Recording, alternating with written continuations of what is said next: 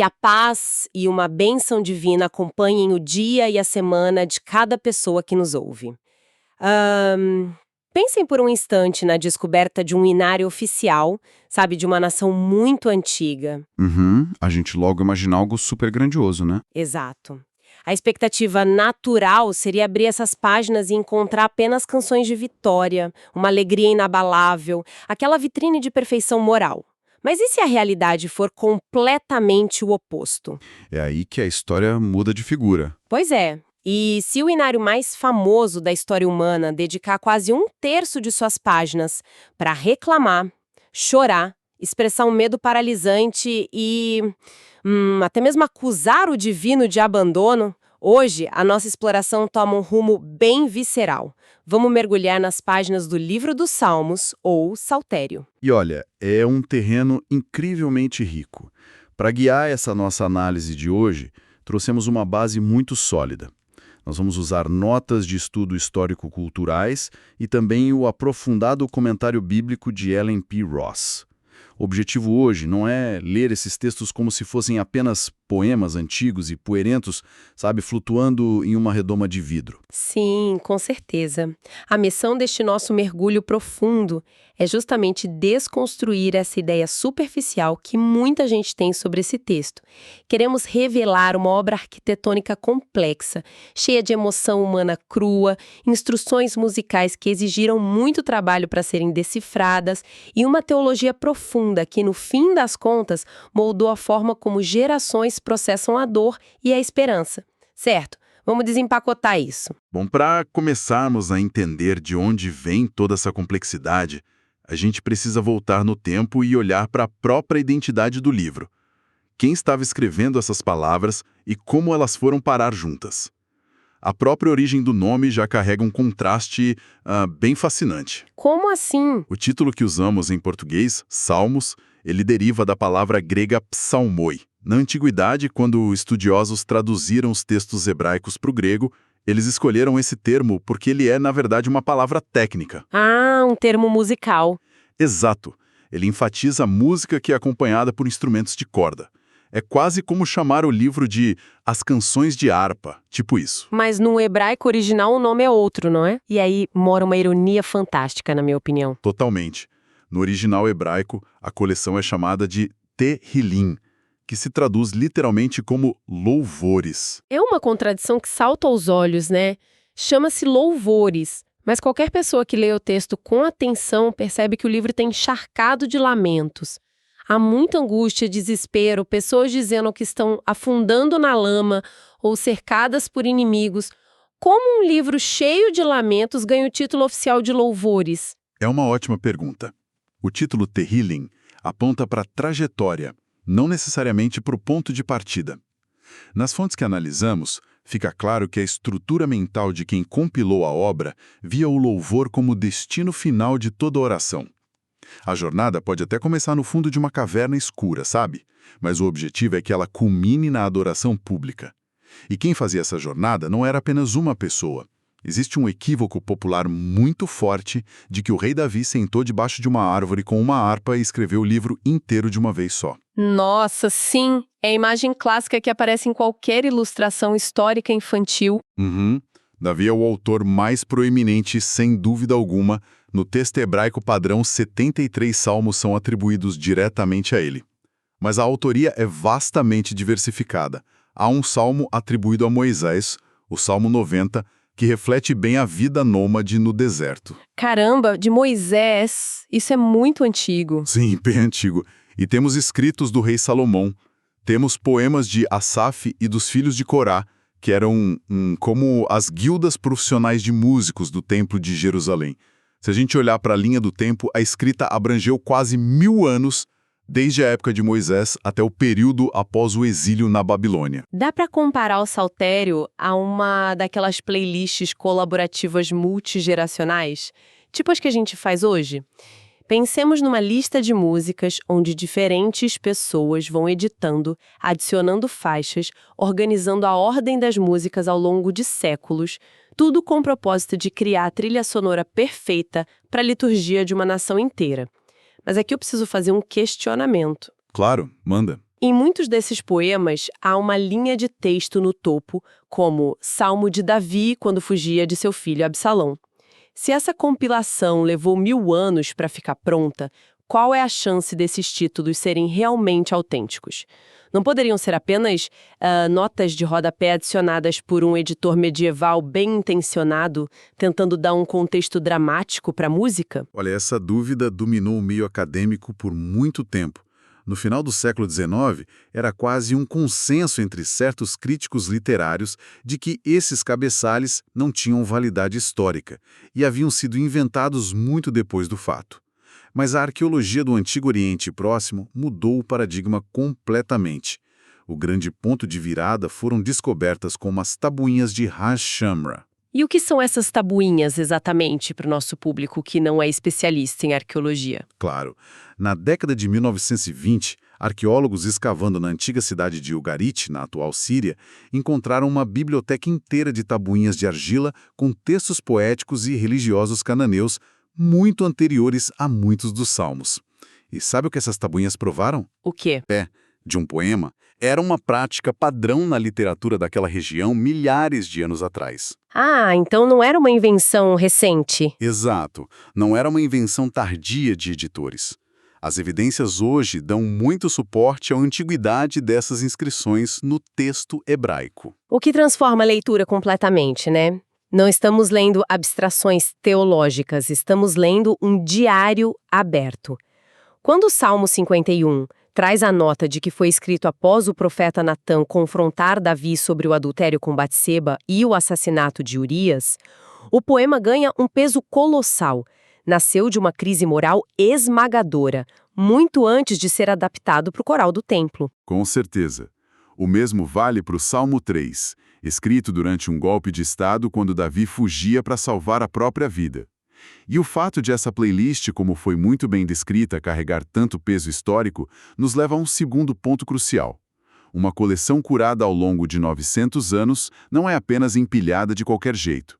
O livro foi projetado com uma arquitetura literária altamente intencional. Se houve tanto cuidado na curadoria, a organização também comunica algo.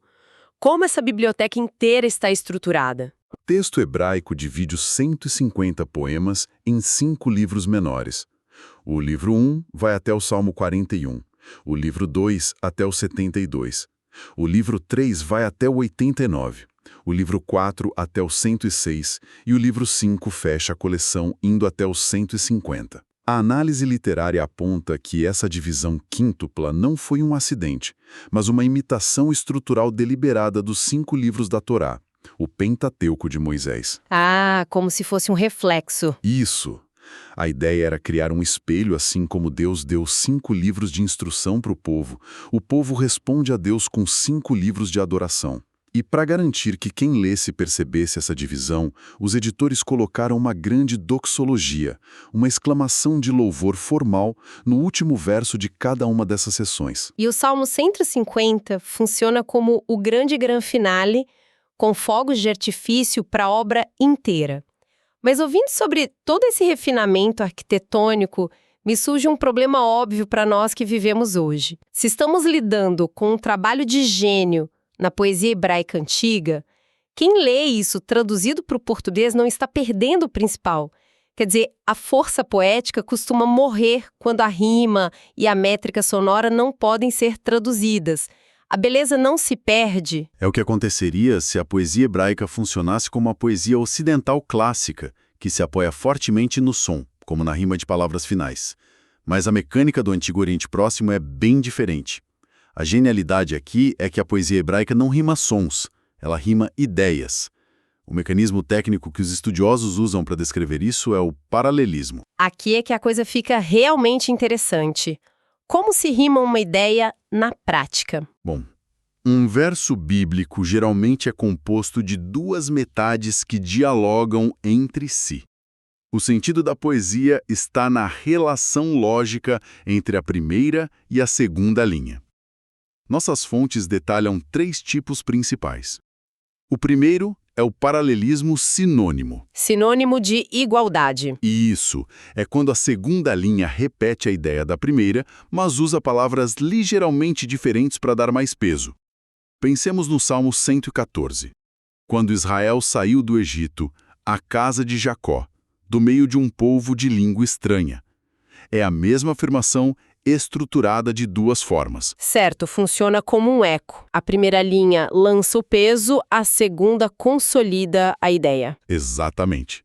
Depois, há o paralelismo antitético, que é construído pelo contraste. A segunda linha opõe a primeira para criar tensão. O Salmo 90 faz isso de forma brilhante ao falar sobre a fragilidade humana comparada à grama. De manhã floresce e viseja. À tarde murcha e seca. Há o contraste entre manhã e tarde, vida e morte. E temos também o paralelismo emblemático, onde uma linha lança uma imagem metafórica que ilumina a afirmação direta da outra linha, como um pai se compadece de seus filhos, assim o Senhor se compadece dos que o temem. Sabe, isso resolve o problema da tradução de uma forma espetacular. Como o impacto poético está na ligação lógica das imagens e não na fonética em si, o texto se torna um design quase à prova de tradução. Contraste entre a manhã que floresce e a tarde que murcha atinge o nosso emocional da mesma forma em mandarim, em suahili ou em português. Mas além desse paralelismo lírico, nossas fontes mencionam uma estrutura que não sobrevive tão bem à tradução, que são os poemas acrósticos. A engenharia do Salmo 119 é de explodir a cabeça. O Salmo 119 é uma proeza monumental de técnica literária. No texto original, ele é dividido em 22 estrofes. Cada um desses blocos corresponde a uma letra sequencial das 22 letras do alfabeto hebraico. E como isso funciona na prática do texto? O que é impressionante é que, dentro do bloco da letra Aleph, que é a primeira letra, todas as 8 linhas começam com Aleph. No bloco seguinte, todas as 8 linhas começam com Bet. E assim por diante até o fim do alfabeto. Nossa, além do brilhantismo artístico de dizer, tipo, eu te louvo de A a Z, deve haver uma função utilitária nisso, não é? Ninguém faria algo tão complexo só por estética. Tinha uma função vital. Estávamos lidando com uma cultura predominantemente oral. O acróstico é uma ferramenta de memória mecânica brutalmente eficaz. Se alguém estivesse cantando esse poema imenso, que tem 176 versos, e esquecesse uma estrofe, o próprio alfabeto serviria como um corretor de erros. O cérebro sabe que se acabou de cantar o bloco do Gimel, a próxima linha obrigatoriamente tem que começar com Dalet. O que nos puxa para o fato de que essas obras não eram feitas para leitura silenciosa de biblioteca. O acróstico ajudava na performance ao vivo. Os salmos foram projetados para serem cantados, tocados com instrumentos, ensaiados por corais. E é por isso que o texto está salpicado daquelas instruções musicais enigmáticas, que são verdadeiros mistérios arqueológicos hoje, como a famosa palavra Selá. Ah, sim. A palavra Selá aparece mais de 70 vezes no texto. E o motivo pelo qual a maioria das Bíblias modernas não a traduz, apenas a translitera, é porque o significado exato foi meio que perdido no tempo. Mas, etimologicamente, vem de uma raiz que indica elevar. Os especialistas sugerem que funcionava como um código de palco para a orquestra e o coro. Uma instrução de dinâmica musical, então. Muito possivelmente. Talvez fosse o momento de fazer uma pausa na voz e aumentar o volume dos tambores e harpas em um interlúdio dramático, sabe? Ou até um sinal para a congregação levantar as mãos. Além dessas pausas, haviam as melodias em si. Alguns cabeçalhos indicam ao diretor do coro qual era o ritmo exato a ser usado. O Salmo 56 traz a pomba silenciosa em lugares distantes. Tem um até chamado Não Destrua. É fascinante porque é exatamente o que fazemos hoje em dia. Alguém escreve uma letra nova e anota no topo, cantar no ritmo daquela música famosa do rádio. Era um atalho litúrgico. E, por falar em como isso era usado na liturgia, como os estudiosos modernos mapeiam a função de todas essas canções... Bom, houve uma mudança de paradigma enorme no estudo bíblico graças a uma abordagem chamada crítica da forma, que foi popularizada por um estudioso chamado Hermann Gunkel, lá no século XX.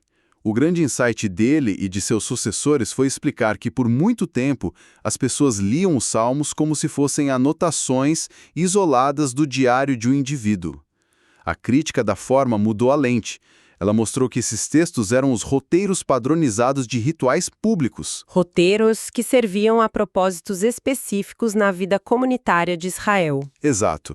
E com base nisso, eles foram divididos em categorias ou gêneros. Tipo, como a gente categoriza o gênero de um filme ou música nas plataformas de streaming hoje em dia. Basicamente isso. Identificamos hinos de louvor puro, que apenas celebram a majestade da criação e de Deus.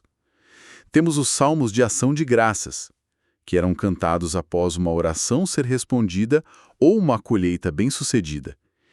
Temos os cânticos de peregrinação, como os cânticos dos degraus, que as famílias cantavam enquanto caminhavam pelas estradas íngremes, subindo para Jerusalém durante as festas anuais. Mas há uma categoria que engole todas as outras em quantidade, né? Sim, o que é fascinante aqui é que, de forma disparada, o maior gênero dentro do saltério são os salmos de lamento. Aproximadamente 1/3 do livro inteiro. Eu olho para os salmos de lamento como o blues do antigo Israel. É a música que nasce de uma alma moída pelas circunstâncias da vida. Mas isso sempre me provocou uma certa dissonância cognitiva. Pensemos bem, a cultura hebraica era focada em uma aliança com um Deus, visto como soberano, bom, poderoso e protetor. Porque uma cultura assim reservaria quase 35% do seu inário oficial e sagrado para reclamar, questionar a justiça divina, pedir socorro e falar sobre a sensação de estar afundando no caos sem nenhuma resposta. É um paradoxo formidável mesmo. Mas a análise teológica dessas fontes nos revela um mecanismo psicológico e espiritual muito refinado ali. O lamento público não era tolerado apesar da fé. Ele era, na verdade, a maior prova da fé daquela pessoa. A estrutura de um lamento clássico demonstra isso muito bem. Como essa estrutura? O poeta invoca o nome de Deus, joga na mesa toda a sua raiva e confusão, relata como os inimigos estão vencendo, chega a acusar Deus de estar dormindo e, de repente, ocorre uma virada de chave onde ele reafirma sua confiança e encerra prometendo louvar. Faz sentido. A própria capacidade de reclamar com Deus já exige a crença fundamental de que ele está escutando, né? Se não houvesse fé, haveria apenas apatia ou silêncio total, não um lamento apaixonado. Exatamente. E a genialidade do sistema litúrgico de Israel era oferecer um canal institucionalizado para a dor. A religião não exigia que o adorador colocasse um sorriso falso no rosto para entrar no santuário se a vida dele estivesse desmoronando por causa de doença, luto ou fome. O saltério entregava a ele as palavras para processar o trauma de forma crua, diante de Deus, sabendo que a confiança só poderia ser reconstruída a partir da mais absoluta honestidade. A dor precisava ser validada antes da gratidão poder ser genuína. É lindo isso. No entanto, se formos totalmente honestos sobre o conteúdo dessas emoções cruas, chegamos a um momento em que a coisa fica bem pesada de ler. Fica mesmo. Alguns desses lamentos cruzam uma fronteira muito sombria. Eles não falam apenas de tristeza ou de tipo, fui abandonado. Eles entram em um território de fúria violenta que, para muitas pessoas que leem hoje, parece completamente fora de lugar em um texto inspirado e sagrado. Estou falando dos salmos imprecatórios. As famosas maldições. Esse é, inegavelmente, um dos tópicos mais difíceis da análise literária e teológica da Bíblia. Vamos colocar as cartas na mesa. No Salmo 58, o poeta pede para Deus quebrar os dentes dos inimigos na boca deles. No Salmo 137, há imagens perturbadoras sobre o desejo de destruição dos filhos da Babilônia. Vou fazer o papel de advogada do diabo aqui se pegarmos o quadro geral. Como qualquer estudioso consegue traçar uma ponte lógica entre pedir para esmagar os dentes de alguém e a ética ensinada no Novo Testamento sobre amar os inimigos? Parece que estamos lendo duas religiões alienígenas uma para outra. Não é apenas uma contradição de termos. Isso levanta uma questão importante e, para ser claro, é um debate teológico onde a poeira ainda não baixou completamente. Diferentes escolas interpretam isso de modos diferentes até hoje. No entanto, as fontes exegéticas nos oferecem alguns quadros acadêmicos para entender o mecanismo por trás dessas maldições em seu próprio tempo, sem necessariamente higienizar o incômodo real que elas causam. E como funciona esse quadro explicativo nas fontes? O primeiro passo é reconhecer o uso hiperbólico e a indignação moral extrema. Na poesia oriental antiga, usar imagens gráficas muito vigorosas era o recurso literário para demonstrar a escala da repulsa contra o mal extremo. O salmista não estava redigindo uma lei civil ou formando uma milícia para realizar tortura física. Ele estava exaurindo sua revolta poética contra o que era visto como uma maldade sistêmica. E o segundo passo, que é o mais estrutural, é chamado de princípio da transferência de jurisdição. O que isso quer dizer na prática da época? A ética legal de Israel, já no Pentateuco, condenava severamente a vingança pessoal. O que o salmista está fazendo nessa poesia inflamada é, paradoxalmente, abrir mão de fazer justiça com as próprias mãos. Ao gritar os piores desejos de seu coração em direção aos céus, ele está entregando julgamento ao tribunal divino. Ele diz essencialmente: a maldade e a crueldade que estão sendo cometidas contra os vulneráveis são intoleráveis, mas eu repasso a sentença para que Deus haja como juiz perfeito no meu lugar. Entendi. A indignação moral extrema surge como um reflexo de amar profundamente o que é justo. Mas se o próprio salmista abre mão de resolver as injustiças no mundo físico e entrega isso aos céus, ele acaba criando um vácuo. E esse vácuo levanta uma questão gigantesca na narrativa de todo o Antigo Testamento.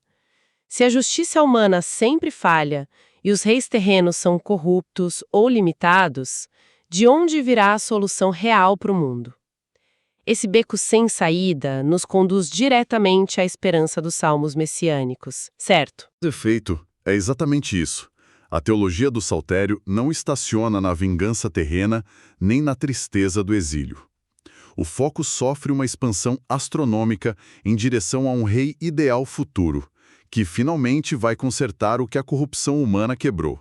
Muito tempo depois, os autores do Novo Testamento mergulharam nessas poesias antigas e enxergaram nelas uma planta baixa, um projeto que descrevia perfeitamente a figura e a missão de Jesus Cristo. E os acadêmicos costumam organizar essa visão messiânica em 3 categorias principais, baseadas no trabalho de exegetas como Franz Delitzsch. Como se mapeia a imagem de um rei futuro através da poesia? Isso parece complexo. E é fascinante. O primeiro método é identificar os salmos puramente proféticos. São aqueles textos que não se encaixam de jeito nenhum na vida do autor original. Um exemplo clássico é o Salmo 110, onde o autor fala de um rei que ao mesmo tempo é sacerdote para sempre e se assenta à direita de Deus. Nenhuma figura histórica antiga cumpriu isso. Ah, então o Novo Testamento pega isso e aplica diretamente à natureza de Cristo? Exatamente. A segunda categoria são os salmos escatológicos, como os que vão do 96 ao 99. A palavra escatologia refere-se aos últimos dias, ao destino final. Nesses poemas, o foco sai de Jerusalém e foca na consumação cósmica, quando o Senhor virá para governar não só uma nação, mas o universo inteiro com retidão. Entendi. Um olha para o governante eterno, outro olha para a restauração completa do universo. Mas tem uma terceira categoria que eu acho a engrenagem literária mais brilhante de todas, que é a tipologia.